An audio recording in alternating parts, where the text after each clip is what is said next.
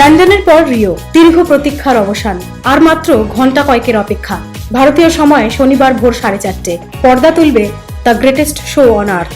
ঐতিহাসিক মারাকানায় হাজারো ঢাকের গগনভেদী আওয়াজে বোধন রিও অলিম্পিকের। সাম্বার তালে পা মেলাবে গোটা বিশ্ব।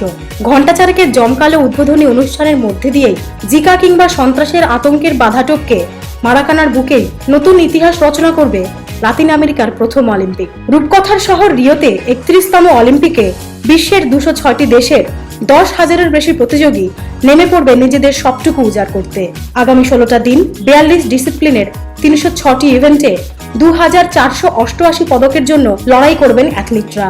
মস্তিষ্ক না মানলেও আপামর ভারতবাসীর হৃদয় কিন্তু বলছে, স্বপ্ন সত্যি করার এই আসরে পোডিয়ামে দাঁড়াবে এদেশের অনেক প্রতিযোগী। মাথা তুলবে তেরঙ্গা পতাকা, বেজে উঠবে জনগণমন সুর। Bureau report, Kolkata 24/7।